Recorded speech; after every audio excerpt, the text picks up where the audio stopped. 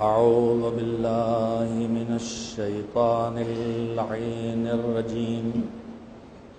بسم الله الرحمن الرحيم. الحمد لله رب العالمين والعاقبة للمتقين والجنة للمؤمنين والنار للملحدين، والصلاة والسلام على سيد الأنبياء والمرسلين سيدنا ونبينا وشفيعنا أبي القاسم محمد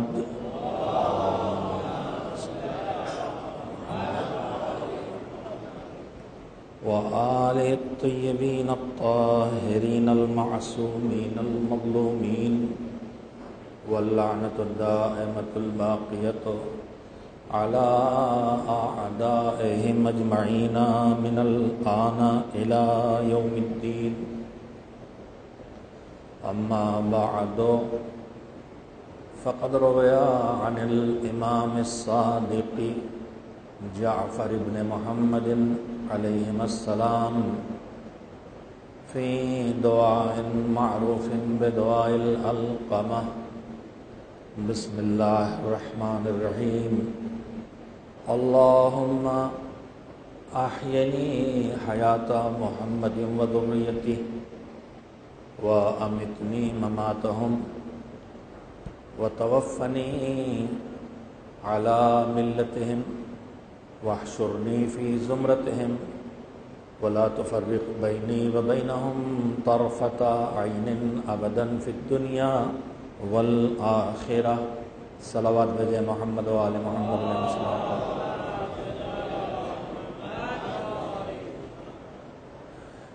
شب عاشور ہے اور پہلی محرم سے عزاداران امام مظلوم کی خدمت میں ان مجالس کا آغاز اس دعا کے چند جملوں سے کیا جاتا ہے کہ جو دعا عاشور کے دن سید الشہداء حضرت امام حسین علیہ السلام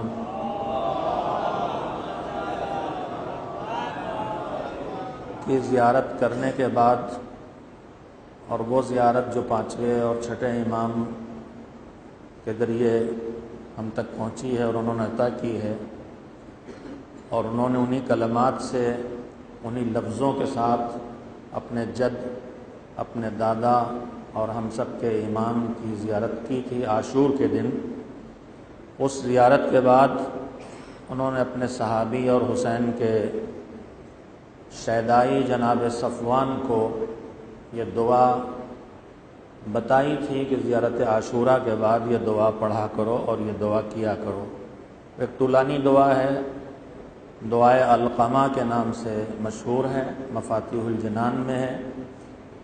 اور تمام عزاداروں سے یہ گزارش کروں گا کہ کل جب عاشور کا دن ہوگا تو زوال سے پہلے کسی امام بارگاہ، کسی مسجد، جہاں جہاں عزادار جمع ہیں وہاں اعمال عاشورہ میں شامل ہوں اور اس زیارت سے خود کو محروم نہ کریں. یہ زیارت قبر حسین پر حاضر ہو کے پڑھنے کی زیارت ہے، لیکن معصومین نے زندگی کے ہر مرحلے کو آسان بنایا ہے. حکم دیا ہے کہ دور بھی ہو تو جب حسین کو یاد کرو تو وہیں سے اگر صرف قبر حسین کا رخ کر کے ایک مرتبہ السلام علیکہ یا ابا عبداللہ کہہ کے سلام کر لو گے تو تمہیں زیارت کا اجر مل جائے گا. کل کی مخصوص زیارت ہے یہ.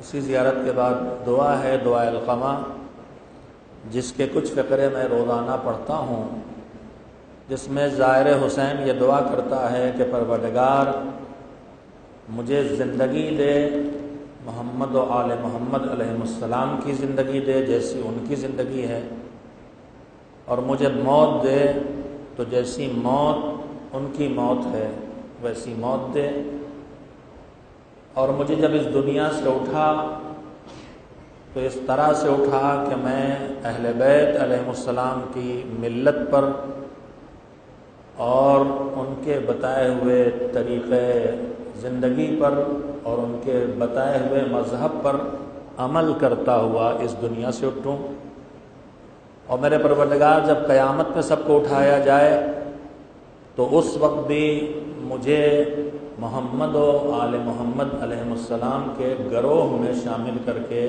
محشور کر، اور اے کریم مالک، پلک جھپکنے میں جتنا وقت لگتا ہے اتنی دیر کے لیے بھی میرے اور ان کے درمیان فاصلہ پیدا نہ ہونے دے۔ عزیزو، جو گفتگو شروع کی گئی تھی وہ آج ختم ہو رہی ہے۔ آج عزادار پورے بمبئی شہر کے قرب و جوار سے ایک مرکز پہ جمع ہو گئے ہیں اپنے مولا کا ماتم کرنے کے لیے۔ بہت سے وہ حضرات تشریف فرما ہیں جو کل تک انہوں نے میری گفتگو نہیں سنی ہوگی، ان کے لیے چند جملوں میں گفتگو کا موضوع عرض کرتے ہوئے آج گفتگو کو خاتمے کی منزل پر لانا چاہتا ہوں۔ گفتگو کا عنوان تھا کربلا کیا چاہتی ہے، کربلا کا ہم حسینیوں سے کیا تقاضا ہے، کربلا کا پیغام ہم عزاداروں کے لیے کیا ہے، کربلا برپا ہوئی اور حسین نے قربانیاں دیں تو ان کا مقصد کیا تھا۔ یہ گریو زاری، یہ ماتم، یہ شیون، یہ نوحے، یہ مجالس، یہ تو ہماری فطرت کا تقاضا ہے، اس محبت کا تقاضا ہے جو محبت اللہ کے کرم سے ہمیں نصیب ہو گئی، جو مودت ہمارے دلوں میں ہے، جو الفت ان کے لیے ہمارے دلوں میں ہے، یہ اس محبت و مودت کا تقاضا ہے جسے ہم پورا کر رہے ہیں۔ کربلا کیا چاہتی ہے یہ سمجھنے کے لیے دیکھنا ہوگا۔ میں نے روزانہ عرض کیا کہ ہم زیارتوں میں یہ دعا کرتے ہیں اور تمنا ظاہر کرتے ہیں، یا لیتنا کننا معکم فنفوز معکم، کاش اے انصار حسین، اے شہدائے کربلا، ہم آپ کے ساتھ ہوتے تو ہم بھی کامیاب ہو جاتے جیسے آپ کامیاب ہوئے۔ میں نے روزانہ یہ گزارش کی ہے کہ حسین کے ساتھ کون آیا اور حسین کا ساتھ کس نے نہیں دیا، کس نے نہ صرف یہ کہ ان کا ساتھ نہیں دیا بلکہ ان کے مقابلے میں آ کے ان سے لڑا، ان کے خون سے ہاتھوں کو رنگین کیا۔ یہ وہ لوگ تھے جو حسین کو پہچانتے تھے، ایسا نہیں ہے کہ لشکر یزید میں سب ناواقف تھے، پہچانتے تھے اور ان کی معرفت رکھتے تھے۔ اور صرف یہی نہیں، یہ ان کی معرفت رکھتے تھے، ان کو پہچانتے تھے، جس کی سب سے بڑی دلیل جو روزانہ آپ سنتے ہیں کہ ابن سعد نے جب اس کو ابن زیاد نے ذمہ داری دی کہ حسین سے لڑو، ان سے جنگ کرو، ان کا سر کاٹو، تبھی تمہیں حکومت ملے گی ایران کی، شہر رے کی۔ اس نے جو فیصلہ کیا تھا صاف کہا کہ میں اپنی آخرت کو برباد کر رہا ہوں، مجھے معلوم ہے۔ یعنی وہ آخرت پہ بھی یقین رکھتا تھا اور اسے یہ بھی پتا تھا کہ حسین کو شہید کرنے کا نتیجہ جہنم ہے۔ اس کے باوجود کہ آخرت کا بھی اسے یقین ہے اور اس کے باوجود کہ وہ حسین کی معرفت بھی رکھتا ہے، پھر بھی حسین کے خون سے ہاتھوں کو رنگین کر رہا ہے۔ کوفے کی طرف جب مولا آ رہے تھے تو بار بار ایسے افراد ملے جنہوں نے تھوڑے تھوڑے لفظوں کی تبدیلی کے ساتھ ایک ہی بات کہی، جس میں فرزدق کے جملہ بہت مشہور ہے۔ کوفے والوں کے بارے میں فرزدق نے کہا کہ قلوبہم معک سیوفہم علیک، ان کے دل آپ کے ساتھ ہیں لیکن ان کی تلواریں آپ کے مقابلے میں ہیں۔ یہ باتیں میں نے اس لیے بار بار دہرائیں کہ ہم یہ محسوس کر سکیں کہ امام کی معرفت کے باوجود آخرت کے عقیدے کے رکھنے کے باوجود اور دل حسین کے ساتھ ہیں کا مطلب یہ ہے کہ ان سے لگاؤ ہونے کے باوجود اور ان سے دلی تعلق رکھنے کے باوجود انسان اتنا بگڑ سکتا ہے کہ حسین کا قاتل بن جائے، حسین کے مقابلے میں آ جائے۔ میں نے انہی درمیان وہ تاریخ بھی سنائی کہ امام کے ساتھ آ کے ساتھ چھوڑنے والے، مدینے سے ان کی تاریخ شروع ہو جاتی، ساتھ آئے نہیں، چلے مکے سے پہلے چھوڑ دیا، مدینے مکے پہنچ کے چھوڑ دیا، مکے سے نکلے تو ساتھ چھوڑ دیا، مکے اور کوفے اور کربلا کی راہ میں ساتھ آتے رہے، چھوڑتے رہے، یہاں تک کہ آخری نمونہ اس کا بھی ملتا ہے جو میں سنا چکا، جو حضرات مجلس میں تشریف فرما تھے، ضحاک کے نام سے، ضحاک ابن عبداللہ مشرقی، جس نے ظہر تک امام کے ساتھ رہ کے جنگ لڑی، خون بہایا، زخمی ہوا، لیکن جب امام کو تنہا پایا تو گھر والوں کی محبت اور کاروبار دنیا کے سے لگاؤ نے اسے امام سے دور کیا، اور امام سے کہہ کے کہ میری بیعت کی شرط یہ تھی کہ اس وقت تک ساتھ دوں گا جب تک لوگ آپ کے ساتھ رہیں گے، اور اب سب چھوڑ چکے آپ کو، لہذا میں بھی چھوڑ کے جا رہا ہوں۔ میرے عزیزوں، میں نے اتنی بات صرف اس لیے دہرائی، یہ عرض کرنے کے لیے کہ ہم کو اللہ کی طرف سے جو مودت و محبت ملی ہے، اس کی حفاظت ہماری ذمہ داری، اور تاریخ اس بات کی گواہ ہے کہ دنیا کی محبت کہیں پیسے کے ال سے لگاؤ، کہیں اقتدار اور پاور سے لگاؤ، کہیں گھر والوں سے محبت، یہ چیزیں اتنی طاقت رکھتی ہیں کہ سب کچھ ہونے کے باوجود محبت اہل بیت دل میں ہے، آخرت کا یقین اور بھروسہ ہے، حسین کی معرفت ہے، لیکن حسین کو چھوڑ بھی رہے ہیں اور دور جا بھی رہے ہیں۔ اسی ضمن میں میں نے بات عرض کی تھی کہ اس لیے ضرورت ہے کہ حسین نے جو بلایا تھا، حبیب کو بلایا، زہیر کو بلایا، وہب کو لے کے آئے، ایسے بہت سے کردار ہیں جنہیں حسین چن چن کے لے کے آئے ہیں، اور ایسی بہت بڑی تعداد ہے جو حسین کو چھوڑ کے چلے گئے ہیں۔ لہذا ہر حسینی کو، ہر عزادار کو یہ دیکھنا چاہیے کہ وہ کون سی خوبیاں تھیں جن کی بنیاد کو حسین چن کے لائے، اور وہ کون سی خرابیاں تھیں جن کی وجہ سے چھوڑ کے جانے والے حسین کو چھوڑ کے چلے گئے۔ یہ تفصیلی گفتگو ہو چکی ہے۔ جو آخری مرحلہ جہاں پہ میں نے بات کو جا کے چھوڑا تھا، اتنی مجھے میں گفتگو مربوط ذہنوں کو کرنے کے لیے کرنا پڑی، وہ یہ جگہ تھی، میں نے عرض کیا کہ کربلا ایثار چاہتی ہے، کربلا صبر چاہتی ہے، کربلا ایقان چاہتی ہے، کربلا بھروسہ اور اعتماد ائمہ پہ چاہتی ہے، کربلا دنیا سے دوری چاہتی ہے، کربلا چاہتی ہے دنیا کی کسی چیز کی محبت دل میں نہ پیدا ہونے پائے، کربلا یہ چاہتی ہے دوسرے کا خیال کیا جائے، کربلا یہ چاہتی ہے کہ اپنی ضرورتوں پر دوسروں کی ضرورت کو ترجیح دی جائے، کربلا یہ چاہتی ہے کہ سوائے ایمان اور تقوی کے کسی اور چیز کو معیار نہ بنایا جائے زندگی میں، اونچ نیچ کا، نہ نسل کو، نہ خاندان کو، نہ پیسے کو، نہ اقتدار کو، نہ طاقت کو، نہ شکل و صورت کو۔ یہ خوبیاں چاہتی ہے کربلا، وہ تمام کمالات چاہتی ہے کربلا جو ایک انسان میں ہونا چاہیے، اور ان تمام برائیوں سے بچانا چاہتی ہے کربلا اپنے حسینی کو، کہ جس سے ایک عام انسان کو بھی خالی ہونا چاہیے۔ میں نے اس سلسلے میں جو آخری بات عرض کی تھی کہ یہاں پہ آ کے ہمارے ذہنوں پہ مایوسی طاری ہونے لگتی ہے، اس لیے کہ ہم سوچتے ہیں جو کربلا والوں میں صفتیں ہیں وہ ہم کہاں اپنے اندر پیدا کر سکتے ہیں۔ ہم میں سے کون سی ماں وہ ہوگی جو بیٹے کا کٹا ہوا سر ایک مرتبہ اٹھائے اور اٹھا کے وہب کی ماں کی طرح چوم کے خون پاک کر کے پھر پھینک دے دشمنوں کی طرف، کہ جو ہم راہ خدا میں دے دیتے ہیں واپس نہیں لیا کرتے۔ بڑا مشکل ہے سب ہو جانا، ہم مایوسی کے شکار ہونے لگتے ہیں۔ وہیں پہ میں نے ایک ارشاد اپنے مولا حضرت امیر المومنین علی بن ابی طالب علیہ الصلوۃ والسلام کا سنایا تھا، اور وہ بات تھوڑی سی سنانا باقی رہ گئی تھی، جس کے لیے میں نے پرسوں وعدہ کیا تھا کہ ہمارے امام نے، ہمارے مولا نے کہا کہ جو خوبیاں ہم تم میں دیکھنا چاہتے ہیں وہ ساری خوبیاں تم اپنے اندر پیدا نہیں کر سکو گے، یہ ہمیں اندازہ ہے۔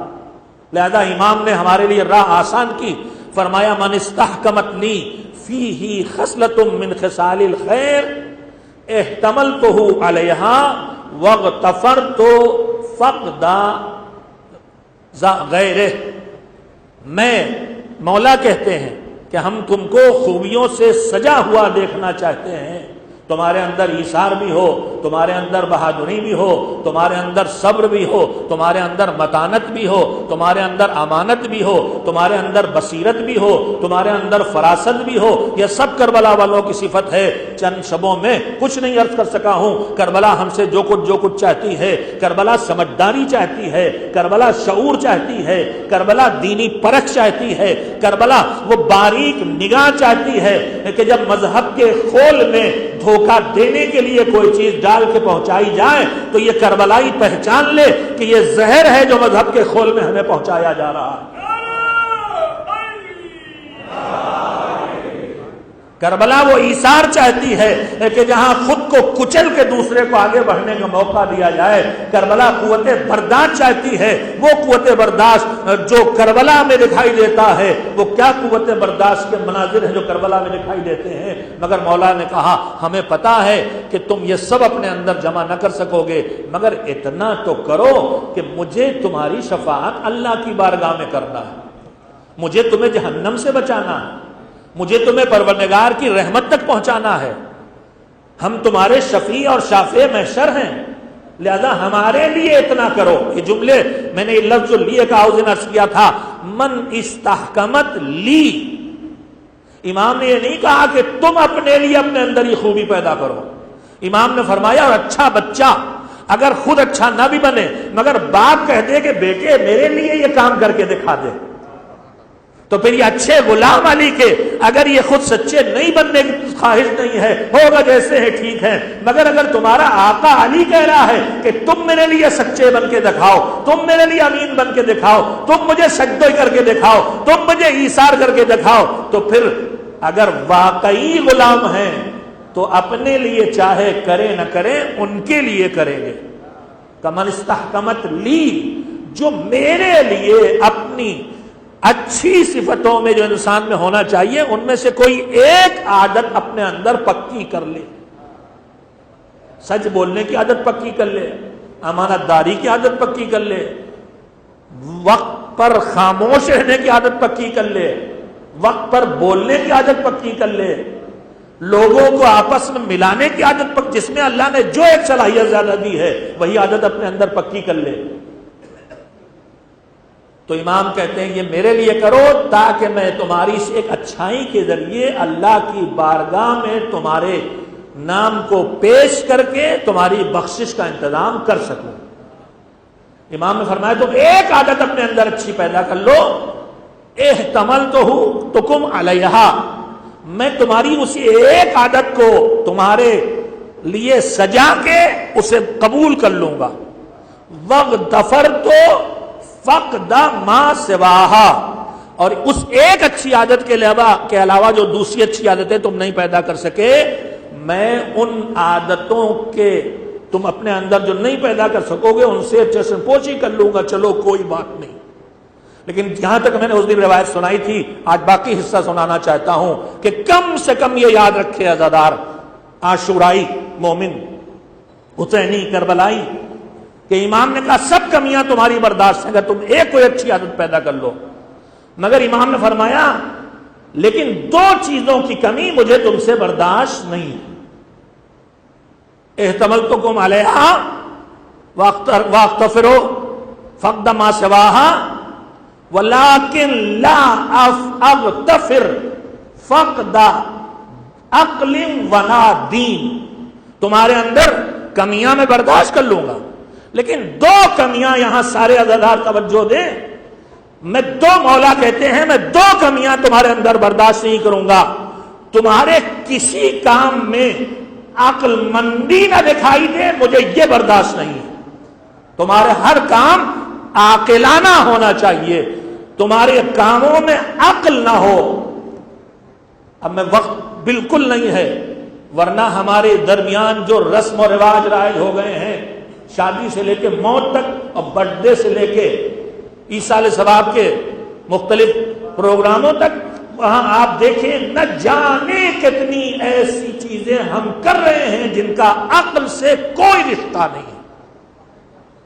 جن کا عقل سے کوئی رشتہ نہیں ہے، کیک کاٹنے سے لے کے پھوکے مار کے چراغ بجھانے تک اور بہترین بجلی کی روشنی میں شمع جلانے تک، جہاں جہاں ہمارے کاموں کا عقل سے رشتہ نہیں ہے، مولا کہتے ہیں تم سے ہر کمی برداشت ہے، لیکن دو کمیاں مجھ سے برداشت نہیں، جو کرو دیکھو اس میں دو کمیاں نہ ہونا چاہیے، دو چیزیں معاف نہیں کروں گا، تمہارے دو جرم علی کہہ رہے ہیں معاف نہیں کروں گا، علی معاف نہیں کریں گے تو پھر اللہ سے معاف کون کروائے گا؟ علی معاف نہیں کریں گے تو پھر رسول اللہ سے معاف کون کروائے گا؟ علی معاف نہیں کریں گے تو پھر ملک الموت سے سفارش کون کرے گا کہ یہ میرا چاہنے والا ہے، اس کا دم آسانی سے نکال؟ علی معاف نہیں کریں گے تو پھر قبر میں جب زمین کچلنے چلے گی تو ابو تراب کے علاوہ کون ہے جو کہے گا یہ میرا چاہنے والا، اس کے ساتھ نرمی کا سلوک کر؟ علی معاف نہیں کریں گے تو پھر کہاں ہمارے پاس راستہ بچے گا؟ لہذا علی معاف کر دے اتنا ضروری ہے، اور مولا کہہ رہے ہیں میری معافی چاہتے ہو تو دو چیزیں معاف کرنے والا نہیں ہوں، کیا؟ لا اغتفر فقد عقل ولا دین، تمہارے ساری زندگی میں جہاں جہاں بھی جو دکھائی دے ان کاموں کو عقل سے خالی نہیں ہونا چاہیے، اور تمہاری زندگی کے کسی لمحے کو دین سے خالی نہیں ہونا چاہیے۔ شب عاشور ہے، وہ شب عاشور ہے کہ جس کی مہلت، جس خاندان میں کبھی کسی نے کسی کے آگے ہاتھ نہیں پھیلایا، وہ حسین کہہ رہا تھا ان سے کہو ایک رات کی مہلت دے دیں تاکہ ہم اپنے مالک کی تھوڑی عبادت اور کر لیں۔ لہذا آج کم سے کم اس شب میں بیٹھیں تو دیکھیں ہمارے مولا کی رضا کس چیز میں چھپی ہوئی ہے۔ امام نے کہا تمہاری ساری کمیاں کوتاہیاں برداشت کر لوں گا، لیکن دو کمیاں مجھ سے برداشت نہیں ہوں گی تمہاری۔ ایک یہ برداشت نہیں کروں گا کہ تمہارے کاموں میں عقل نہ دکھائی دے، اور دوسرے یہ برداشت نہیں کروں گا کہ تمہاری زندگی میں دین نہ دکھائی دے۔ اور پھر اس کی وجہ مولا نے بتائی، ایک صلوات بھیجیں وہ وجہ بھی سنیں۔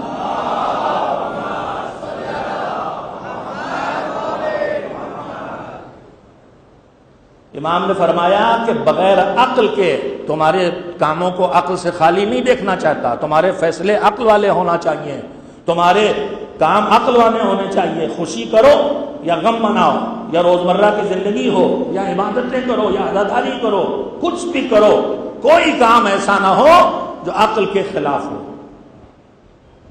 اور ساتھ ہی ساتھ کوئی کام ایسا نہ ہو جو دین کے خلاف ہو۔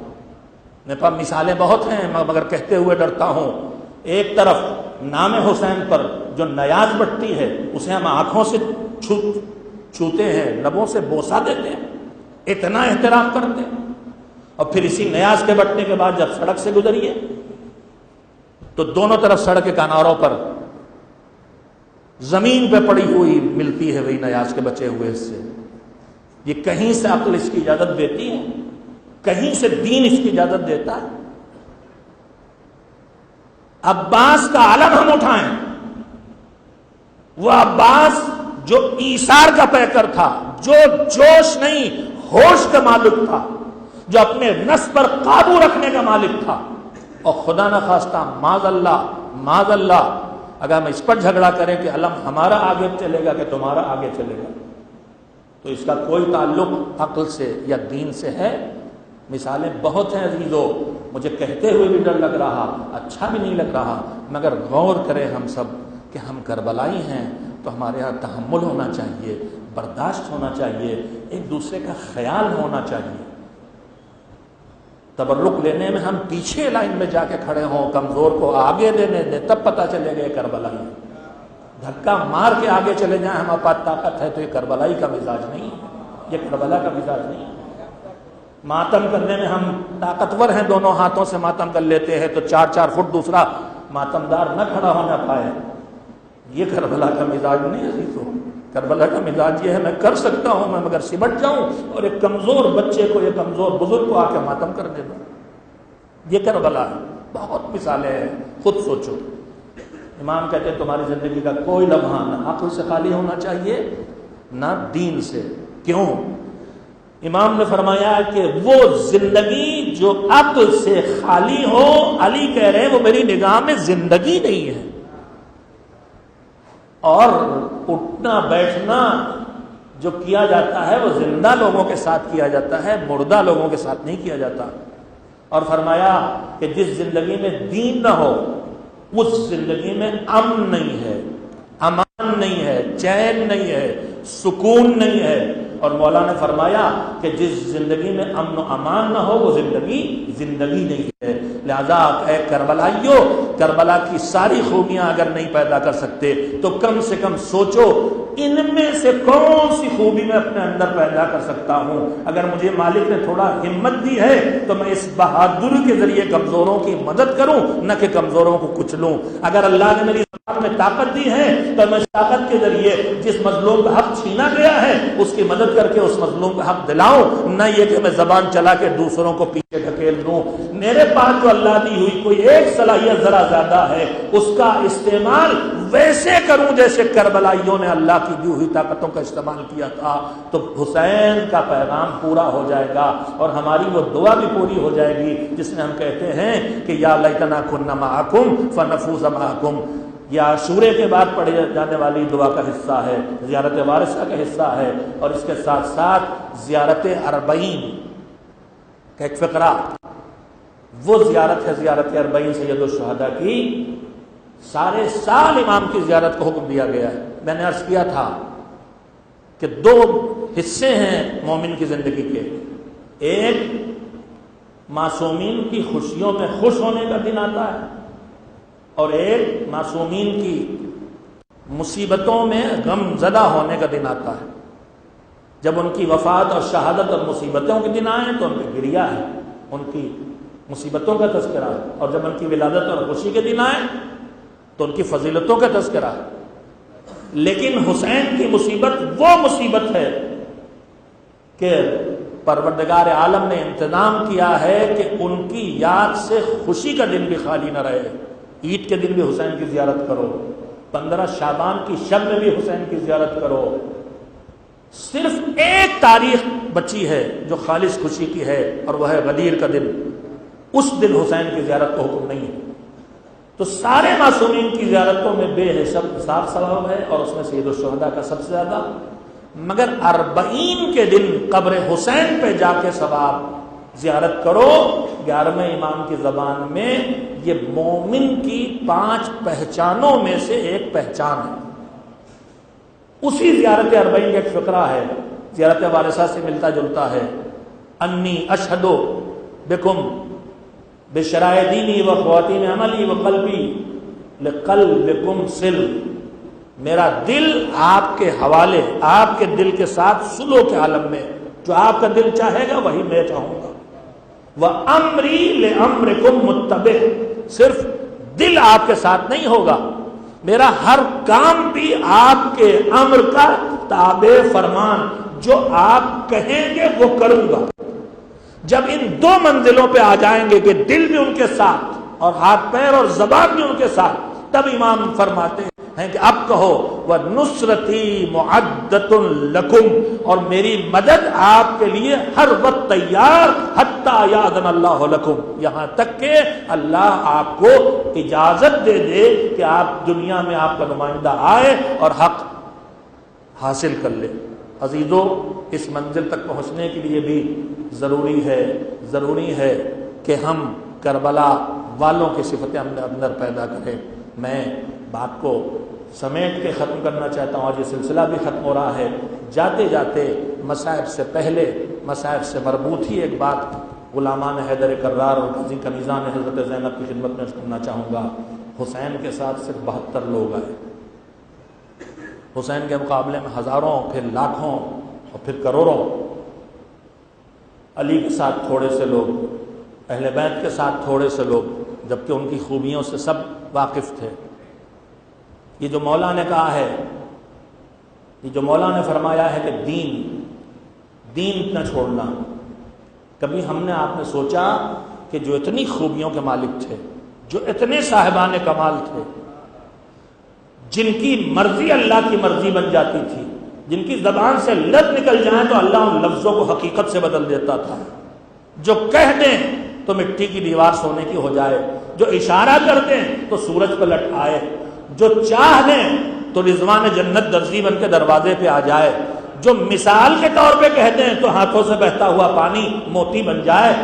جو اتنے صاحبان کمال تھے جن کے کمال سے پوری دنیا واقف تھی، اس کے باوجود دنیا والوں نے انہیں کیوں نہیں مانا؟ اکثریت نے انہیں کیوں نہیں مانا؟ یہ سوال ہمیشہ اٹھایا جاتا ہے. عزادار اس سوال سے اب واٹس ایپ پہ ٹکرائیں گے کہ اگر وہ حق پہ تھے، اگر وہ صحیح تھے، اگر وہ درست تھے تو پھر اکثریت نے انہیں کیوں چھوڑ دیا؟ آئیے ذرا سے تجزیہ کر لے کہ اکثریت نے انہیں کیوں نہیں مانا. کون چیز تھی جس کے ذریعے اکثریت کو ان سے الگ کر لیا گیا؟ تھوڑے لوگوں نے ان کا ساتھ دیا، زیادہ لوگوں نے ان کا ساتھ نہیں دیا. وہ کون سی چیز تھی؟ وہ کون سی چیز تھی؟ تاریخ کا تجزیہ کیجئے. لوگوں نے علی کا ساتھ کیوں نہیں دیا؟ لوگوں نے حسن اور حسین کا ساتھ کیوں نہیں دیا؟ لوگوں نے معصومین کا ساتھ کیوں نہیں دیا؟ تو ایک سبب یہ بتایا جاتا ہے کہ بہت سے لوگوں نے اس لیے ساتھ نہیں دیا کہ ان سے لوگوں کو حسد تھا، جلن تھی، ان کے کمالات پر حسد تھا، ان کی خوبیوں پہ حسد تھا. حسد کی وجہ سے ساتھ نہیں دیا. صحیح ہے، مگر یہ بتائیے کہ کیا جتنے لوگوں نے ساتھ نہیں دیا ان سب کو ان سے حسد تھا؟ حسد کرنے کے لیے بھی کچھ، میرے پاس وقت نہیں ہے، میں مختصر لفظوں میں بات کر رہا ہوں، حسد کرنے کے لیے بھی کچھ انسان کو کچھ ہونا پڑتا ہے. ایک جاہل اور ان پڑھ مزدور ایک یونیورسٹی کے پروفیسر سے حسد نہیں کرتا. جس سے حسد کیا جاتا ہے اس کے مقابلے میں حسد کرنے کے لیے کچھ ہونا پڑتا ہے. ایک پروفیسر سے ایک کالج کا لیکچرر حسد کر سکتا ہے، تو حسد کرنے کے لیے بھی کچھ ہونا پڑتا ہے. ان کے مقابلے امت والے تھے ہی کیا کہ یہ حسد کرتے. حسد کی دوسری دشمنی کی دوسری وجہ یہ بتائی جاتی ہے کہ ان کے ہاتھوں سے ان کے باپ دادا مارے گئے تھے، اس لیے انہوں نے دشمنی کی. یہ بھی صحیح ہے، مگر کتنے لوگ مارے گئے تھے؟ جتنی بڑی دنیا نے ان کا ساتھ نہیں دیا، کیا سب اس وجہ سے انہوں نے ساتھ نہیں دیا کہ سب کے باپ دادا ان کے ہاتھوں سے مارے گئے تھے؟ یہ بھی نہیں وجہ.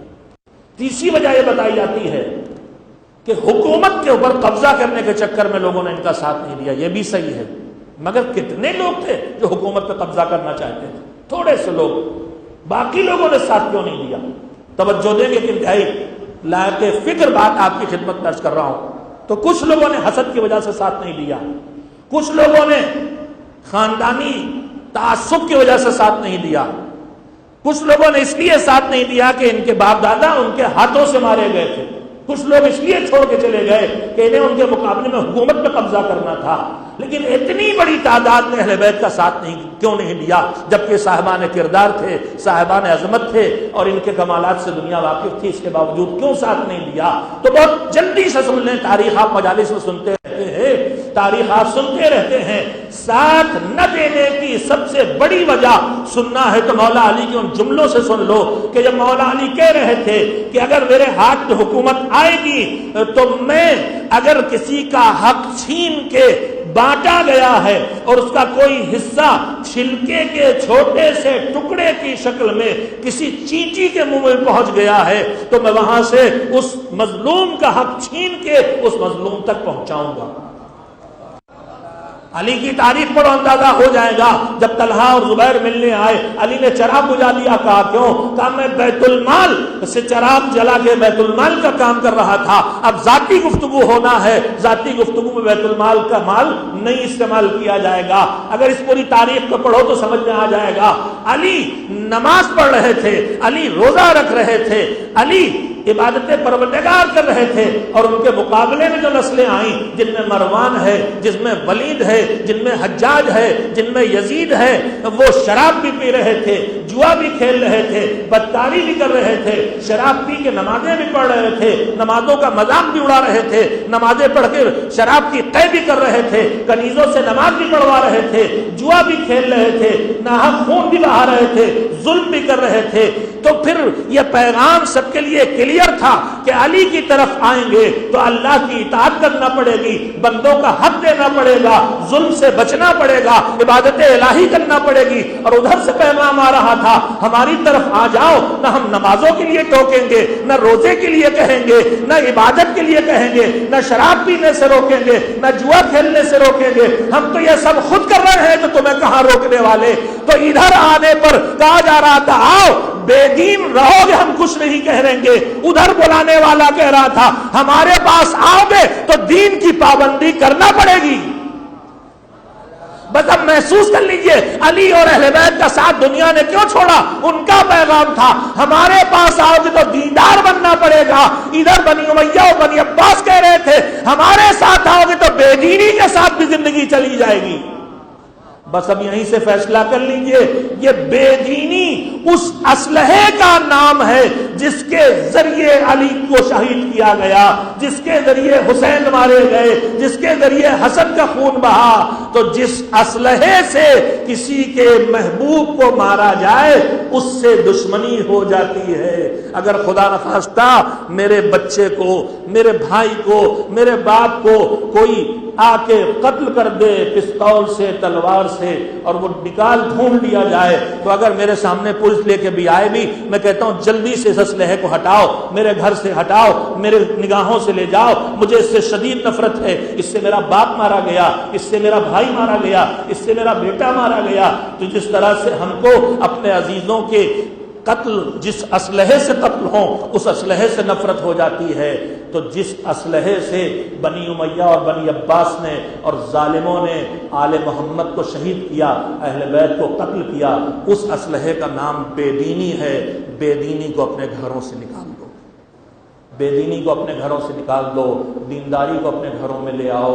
اس قرآن کی تلاوت کی آوازیں تمہارے گھروں سے اٹھیں جس کی تلاوت حسین نے نو کے نوزے سے کی ہے، وہ تکبیریں تمہارے گھروں سے سنائی دیں عزاداروں، جو تکبیر حسین نے نماز صبح کے وقت قصر عاشور اکبر سے کہلوائی ہے، وہ سجدے طولانی ہوتے جائیں جس سجدے سے حسین کا سر اٹھا نہیں ہے، کاٹ کے اٹھایا گیا ہے۔ بس میں نے بات کو ختم کر دیا۔ شب عاشور آ گئی، مصائب کی شب ہے۔ یہ شب، اس ایک شب کی مہلت حسین نے کیسے لی تھی؟ 9 محرم کا سورج ڈھل رہا ہے، حسین تھکے ہوئے حسین، بھوکے اور پیاسے حسین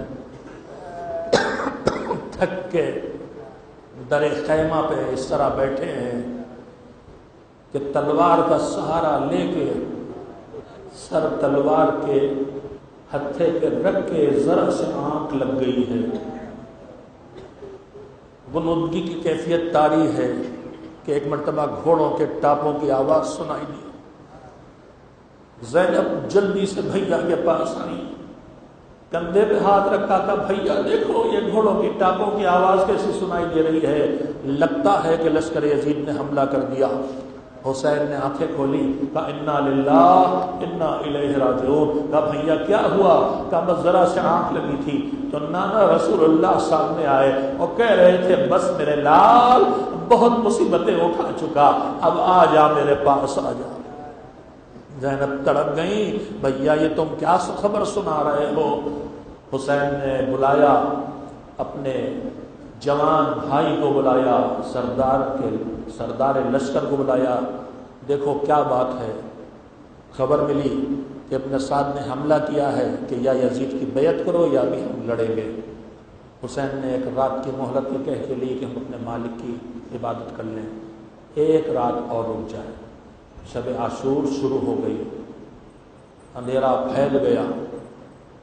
حسین نے خیمے میں اپنے سارے انصار کو، سارے چاہنے والوں کو، سارے کنبے والوں کو، سب کو جمع کیا اور اس کے بعد کہا کہ یہ میرے خون کے پیاسے ہیں، یہ میرا گلا کاٹنے آئے ہیں، تمہارے دشمنی میں نہیں آئے ہیں، میں تم سب کے سروں پر سے بیعت اٹھا لیتا ہوں، جاؤ چلے جاؤ۔ خاموشی چھائی رہی۔ مولا نے کہا لگتا ہے کہ تمہیں یوں جاتے ہوئے حیا آ رہی ہے، ایسا کرو کہ میرے کنبے کے ایک فرد کا ہاتھ پکڑو اور لے کے چلے جاؤ تاکہ لوگوں سے کہہ سکو کہ حسین کے اس گھر والوں کو بچانے کے لیے ہم کربلا سے چلے آئے۔ پھر سناٹا چھایا ہوا ہے۔ حسین نے کہا لگتا ہے تمہیں روشنی میں اپنے آقا سے حیا آ رہی ہے، لو میں چراغ بجھا دیتا ہوں، اندھیرے میں چلے جاؤ۔ بس ایک مرتبہ سکوت ٹوٹا۔ سب سے پہلے ابو الفضل عباس کی آواز آئی، آقا آپ کے بعد جی کے کیا کریں گے؟ کیوں جائیں؟ آپ کے بعد جی کے کیا کریں گے؟ اور پھر چاروں طرف سے آوازیں آنے لگیں۔ کوئی کہہ رہا تھا آپ کی مادر گرامی کو منہ کیا دکھائیں گے، کوئی کہہ رہا تھا آپ کے جان بعد جینے کا مزہ کیا رہ جائے گا، کوئی آواز دے رہا تھا آقا آپ کہہ رہے چلے جاؤ، ہمیں مارا جائے، مار کے ٹکڑے ٹکڑے کیا جائے، ٹکڑے ٹکڑے کر کے جلا دیا جائے، جلا کے راکھ ہوا میں اڑا دی جائے اور پھر زندہ کیا جائے تو 70 بار بھی ہمارے ساتھ یہ ظلم ہو تب بھی ہم آپ کو ساتھ چھوڑ کے جانے والے نہیں۔ حسین نے چراغ روشن کر دیا، دعائیں دیں، فخر کیا، ایسے ساتھی نہ میرے نانا کو ملے، نہ میرے بابا کو ملے، نہ میرے بھیا کو ملے۔ عزیزو، خیموں میں جہاں یہ گفتگو چل رہی ہے، شب عاشور کے دھندلے ماحول میں، اسی وقت مختلف خیموں سے ننھے بچوں کی التش کی آوازیں بھی آ رہی ہیں۔ ایک مرتبہ حسین نے کہا سنو کل جنگ ہوگی اور سب شہید ہوں گے، سنو کون کون شہید ہوگا۔ ایک ایک شہید کا نام لینا شروع کیا، فہرست شہداء شروع ہوئی۔ حبیب شہید ہوں گے، زہیر مارے جائیں گے، سعید قتل ہوں گے، مسلم ابن اوسجہ کا جنازہ میں اٹھاؤں گا۔ ایک ایک نام حسین لیتے رہے۔ انصار کے بعد بنی ہاشم کے نام آنا شروع ہو گئے، سارے نام آ گئے۔ ایک 13-14 سال کا نوجوان گوشے میں کھڑا ہے، انتظار کر رہا ہے۔ کون؟ حسین کی گود کا پالا، ان کے بھیا کا یتیم قاسم۔ حسین نام سناتے سناتے چپ ہو گئے۔ ایک مرتبہ قاسم آگے بڑھے، آقا سارے نام آ گئے، پھوپھی زینب کے بچوں کے نام آ گئے، چچا مسلم کے بیٹوں کے نام آ گئے، سب نام آپ نے لیے، میرا نام نہیں آیا، مجھ سے کیا خطا ہوئی ہے؟ کیا مجھے آپ کو جان دینے کا موقع نہ ملے گا؟ حسین نے جواب دینے سے پہلے ایک سوال کیا، بیٹا یہ بتا کہ تیری نگاہ میں موت ہے کیسی؟ اچھا موت کا مزہ، دنیا میں سب سے میٹھی چیز شہد ہے، موت تو اس سے بھی میٹھی ہے۔ حسین نے جملہ کہہ دیا، جب سے جملہ کہا، بیٹا تو تو شہید ہو گئی، تیرا بھیا اصغر بھی مارا جائے گا۔ اپنا نام سن کے جو قاسم مطمئن ہوئے تھے، ننھے سے 6 مہینے کے بھیا کا نام سن کے بے چین ہو گئے۔ آقا یہ کیا کہا؟ چچا یہ کیا کہا؟ ارے میں تو جاؤں گا مقتل میں، لڑوں گا، مارا جاؤں گا، مگر میرے 6 مہینے کا بھیا وہ کیسے شہید ہو گیا؟ کیا خیمے میں ظالم آ کے میرے بھیا کو شہید کر دیں گے؟ حسین نے دیکھ لیا اس بچے کے دل میں اتنی طاقت نہیں ہے کہ بتائے خیمے لٹیں گے، چادریں چھنیں گی۔ کہا نہیں میرے لال، میں تیرے بھیا کو گود میں لے کے پانی لینے جاؤں گا اور کربلا کے میدان میں تیر سے تیرا بھیا میری گود میں شہید ہوگا۔ مطمئن ہو گئے قاسم۔ حسین نے انصار کو دعائیں دی، خیمے سے نکلے، ایک ایک خیمے کا جائزہ لیتے ہوئے بہن کے خیمے میں پہنچے۔ بہن نے بھیا کے چہرے پر نظر ڈالی، ہم اس کیفیت کو محسوس نہیں کر سکتے جب بہن کو پتہ چل چکا ہے کہ میرا بھیا مسکن تک کا مہمان ہے۔ سید سجاد کہتے ہیں میرا بابا اپنے خیمے میں اپنی تلوار کو سینکل کر رہا تھا اور کچھ شعر پڑھ رہا تھا کہ جس کا مطلب تھا کہ زمانہ تو بڑا برا دوست ہے، تو نے آج تک کسی کے ساتھ وفا نہیں کی۔ سید سجاد کہتے ہیں یہ شعر سن کے میرا دل اس طرح سے بھرا ہے کہ میرا دل چاہا میں دھاڑے مار مار کے روؤں، چیخ چیخ کے روؤں، مگر میں نے صبر کر لیا کہ بیویاں بے چین ہو جائیں گی۔ مگر میرے بابا کا یہ شعر میری پھوپھی زینب نے سن لیے، سر پٹتی ہوا گئی، بھیا یہ تم کیا کہہ رہے ہو؟ آج نانا رسول اللہ کا سایہ سر سے اٹھ رہا ہے، آج بابا علی مرتضیٰ کا سایہ سر سے اٹھ رہا ہے۔ حسین نے کہا کیا کروں جب کوئی پناہ گاہ نہیں بچی، ہائے رے بے کسی میرے مولا حسین کی۔ کہا بھیا جب طے ہو گیا ہے کہ لڑنا ہے تو تھوڑے سے تمہارے ساتھی ہیں، یہ بتاؤ ان کی وفاداری کا بھی کچھ اندازہ لگا لیا کہ نہیں؟ پہرا دینے کے لیے جو اصحاب خیموں کے ارد گرد کر رہے تھے ان میں سے کسی نے سن لیا، گئے حبیب کے پاس، کہا شہزادی اپنے بھائی سے ہماری وفاداری کے بارے میں گفتگو کر رہی ہیں۔ حبیب نے ماما سر سے پھینکا، خیموں میں دوڑتے ہوئے گئے، زہیر چلو، زہیر چلو، مسلم چلو۔ ارے پہلی شہزادی پوچھ رہی ہے کہ اپنے دوستوں کو آزما لیا کہ نہیں؟ سارے مجاہدہ کے دروازے پہ کھڑے ہو گئے۔ بی بی آپ کہیں تو اپنے ہاتھوں سے اپنے سر کاٹ کے آپ کے قدموں میں ڈال دیں۔ زینب نے دعا دے کے رخصت کر دیا۔ میں کہوں گا اے حبیب، اے زہیر، اے مسلم، ابھی تو تم قدموں میں سر ڈالنے کے لیے کھڑے ہو، مگر اصل عاشورہ دیکھو، بھائی کے سوکھے گلے پہ نگاہوں کے سامنے بہن کے خنجر چل رہا ہے۔ اجرکم علی اللہ۔ مراحل گزرتے رہے، رات اور ڈھلی، بچت فکرے اور سن لے، رات اور ڈھلی، چاروں طرف اصحاب حسینی پہرا دے رہے ہیں، کوئی دشمن کہیں سے آ کے کوئی نقصان نہ پہنچائے۔ کہ ایک مرتبہ حسین کے چاہنے والے نے، جن کا نام ہلال ہے، انہوں نے دیکھا کہ آقا خیموں سے نکل کے میدان کربلا کی طرف جا رہے ہیں۔ سناٹے میں تنہا امام کو جاتے دیکھ کے بے چین ہو پیچھے پیچھے آہستہ آہستہ چلنے لگے۔ تھوڑی دور چلنے کے بعد قدموں کی آہٹ حسین کے کانوں میں پہنچی۔ پوچھا کون؟ کہا آقا میں ہوں ہلال۔ کہا کیوں آئے ہو؟ کہا آقا تنہائی میں آپ کو آتے دیکھ کے بے چین ہوا دل کہ کہیں کوئی دشمن چھپ کے آپ کو کوئی تکلیف نہ پہنچا دے۔ تم ہلال، ابھی تو تیروں کی بارش نہیں ہو رہی ہے، ابھی تو پتھر نہیں برس رہے ہیں، ابھی تو نیزوں کی ہڈیاں نہیں ہیں، ارے تم کہاں سو گئے جب چاروں طرف بکھری ہوئی لاشوں کے درمیان زہرا کا لال جھوم رہا ہے، کوئی پتھر مار رہا ہے، کوئی نیزے پھینک کے مار رہا ہے، کوئی آگ برسا رہا ہے۔ حسین آواز ہے فرسان لائے جاؤ، اے میرے شیروں، اے میرے بہادروں کہاں ہو؟ اجرکم علی اللہ۔ کا ہلال آئے ہو تو آؤ میرے ساتھ آ جاؤ۔ ہاتھوں میں ہاتھ لے لیا ہلال کا، معراج ہو گئی ہلال کو، آقا کے ہاتھوں میں ہاتھ ہے، لے کے چلے، گفتگو شروع کی۔ کہا ہلال جنت میں اپنا اور اپنے ساتھیوں کا ٹھکانہ دیکھو گے؟ کہا مولا اگر آپ کی مرضی ہو تو کیوں نہ دیکھیں گے۔ اشارہ کیا، جنت سامنے آ گئی۔